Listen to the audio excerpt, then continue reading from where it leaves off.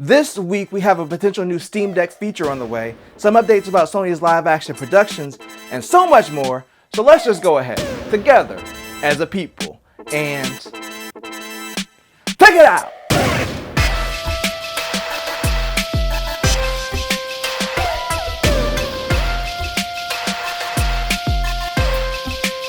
And welcome to another sensational Sunday. I'm Mike and I'm back to talk about the gaming news. One of my favorite ways to play games is handheld, and the Steam Deck has quickly become one of the best ways to do that. But I also have a gaming PC that I like to play games on as well, and it really sucks when I get a new game and I have to download it twice on both machines.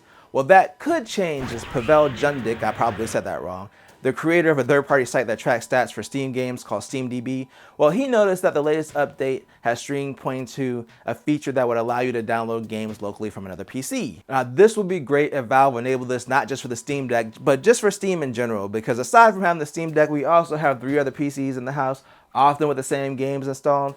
And living in an area with a 1 terabyte data cap and downloading a 50 to 100 gig game up to 5 times in the same month is not so great. So installing on one machine and installing the game from that machine would save data and most likely be faster than downloading it from the internet. Right now, this is currently speculation, but I really hope this comes soon, like right now. But you know, we don't have to wait for it anymore. A PS5, as Sony confirms that the PS5 shortage is essentially over. Basically, Sony confirmed that they sold 30 million PS5s so far, with December of last year being the biggest month for sales so far. Now, this is important because basically their sales have been limited by supply and not by demand, so that means that they had more systems available last month than prior. Also, Sony Interactive Entertainment president Jim Ryan pretty much confirmed this. He stated that the system would be much easier to find going forward. And I've also noticed it's been in stock a lot more often recently, and not just in stock for like 5 seconds and then gone. So if you've been waiting to get a PS5, it looks like it's about to get even easier to get one. While we're on the topic of Sony, let's talk about some updates about the Gran Turismo movie and the Last of Us TV series. So when they announced the Gran Turismo movie, I was like, it's racing, so they could really go anywhere with the story, and I was wondering what direction they would go in. Well, they released their first teaser of sorts. It was more of like a teaser slash behind the scenes, but they confirmed the movie is going to be based on a true story, which I did not expect. So the movie is going to center around a Gran Turismo player who decided to become a race car driver. And they also confirmed it will release in theaters exclusively, so if you want to wait for streaming or home video, like me personally, you'll be waiting a bit after its release.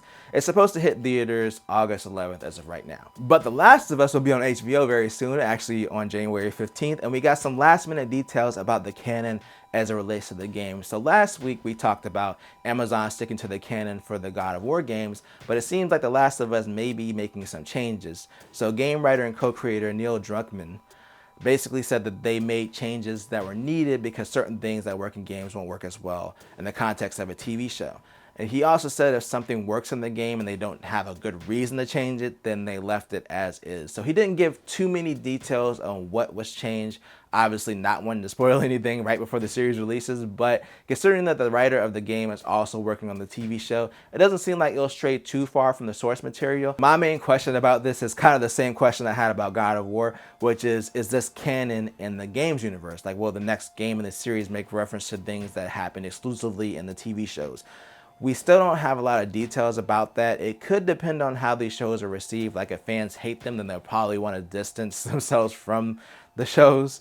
Also, the production timeline for games and live action content is very different, so that can be a challenge to make the stories line up. Either way, I'm interested to see how Sony's game-based live action projects turn out. But we do know how a server issue turned out for some players of Madden 23, and that's what we're talking about in our final story. So on December 28th, EA experienced a server issue that affected Madden's connected franchise mode. The issue only lasted a few days and eventually got resolved, but players who accessed that mode during the outage have a 60% chance of their save now being corrupted and losing their progress in the franchise mode, which really sucks.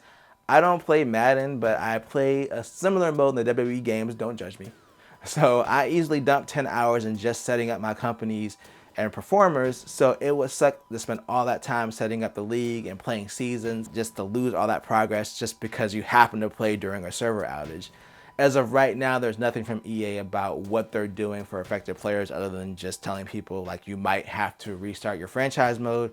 But again, that situation really sucks. Just like the fact that it's time for me to get out of here. But next week is the 4th anniversary of the channel, so I'll be back for my annual live stream Thursday afternoon in the daytime when people are awake to watch it. So I'll get that scheduled and drop by if you can. Also, let me know what you think about today's stories in the comments.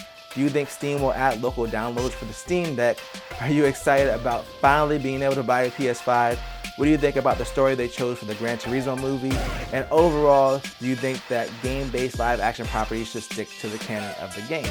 Again, let me know down below. And if you enjoyed this video, then make sure to tell a friend, tell a coworker, like, share, and subscribe, and hit that bell notification to get notified when I drop a video or live stream like later this week. And always do at least 2 things at the same time.